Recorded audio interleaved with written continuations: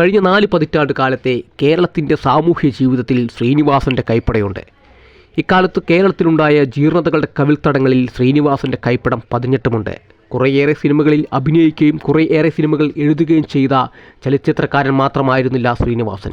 ഒരേ സമയം ഹാസ്യാത്മകവും സർഗാത്മകവുമായി ഇടപെട്ട് ജീവിതത്തിൻ്റെ സകല മേഖലയും നമ്മെ തിരുത്താനും നവീകരിക്കാനും നിരന്തരം ശ്രമിച്ചുകൊണ്ടിരുന്ന ഒരു കലാകാരൻ കൂടിയാണ്.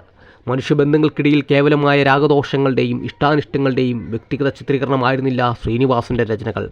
മധ്യവർഗ മലയാളികളുടെ കുടുംബ സാമൂഹ്യ ജീവിതത്തിലെ വൈരുദ്ധ്യങ്ങളും കാപട്യങ്ങളും ആകാംക്ഷകളും ആനന്ദങ്ങളും ആശാനിരാശങ്ങളും ഉൾച്ചേർന്ന ചരിത്രപാഠങ്ങൾ തന്നെയായിരുന്നു. 80കൾ തൊട്ടുള്ള കേരളത്തിൻ്റെ സാമൂഹ്യ രാഷ്ട്രീയ ചരിത്രം തന്നെയാണ് തൻ്റെ സിനിമകളിൽ ശ്രീനിവാസൻ എഴുതിയത്. പ്രബുദ്ധതയെന്നും പുരോഗമനമെന്നും നമ്മൾ മേനി നടിക്കുന്ന കാര്യങ്ങൾ പലതും മാനവികതയുടെ ഉള്ളടക്കമില്ലാതെ പൊള്ളയായ പൊങ്ങച്ചങ്ങൾ മാത്രമെന്നും ശ്രീനിവാസൻ തമാശ മട്ടിൽ നമ്മളോട് വിളിച്ചു പറഞ്ഞു. അത് പക്ഷേ തമാശയല്ലെന്നും നമ്മൾ തിരിച്ചറിഞ്ഞു. കുടുംബമെന്ന സ്ഥാപനത്തിൻ്റെ മേൽക്കോയ്മകളെ അദ്ദേഹം പ്രശ്നവൽക്കരിച്ചു.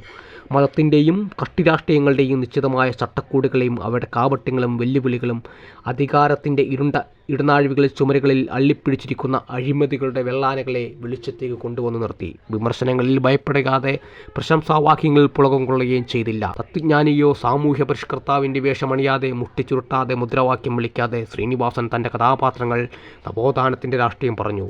ജനാധിപത്യത്തിൻ്റെ പരിമിതികളെക്കുറിച്ചും കുടുംബ ബന്ധങ്ങളുടെ അധികാരഘടനയിലെ അനീതികളെക്കുറിച്ചും അദ്ദേഹത്തിന് ബോധ്യമുണ്ടായിരുന്നു. അത് പറയുകയും ചെയ്തു. അരാജകത്വങ്ങളിലേക്ക് ആരെയും വഴികാട്ടിയില്ല. ചലച്ചിത്ര വിപണിയുടെ ചട്ടങ്ങൾക്കും വഴങ്ങേണ്ടി വന്നപ്പോഴും സ്വന്തം ബോധ്യങ്ങളിൽ നിന്ന് അവസാനം വരെ പിന്തിരിയാനുള്ള ആർജവം ശ്രീനിവാസനുണ്ടായിരുന്നു. പച്ചയായ മനുഷ്യർക്കു പരസ്പരം പറഞ്ഞു തീർക്കാനാകാത്ത പ്രശ്നങ്ങളില്ലെന്നും എല്ലാ ദുരിതകാലങ്ങൾക്കും അപ്പുറത്ത് പ്രത്യാശഭരിതമായ നാളെ കാത്തിരിപ്പുണ്ടോയെന്ന് ശ്രീനിവാസൻ സിനിമയ്ക്ക് അകത്തും പുറത്തും നമ്മെ ഓർമ്മിച്ചുകൊണ്ടിരുന്നു. എത്ര മനോഹരമായ നടക്കാത്ത സ്വപ്നമെന്ന് സ്വയം പരിഹസിച്ചുകൊണ്ട് തന്നെ.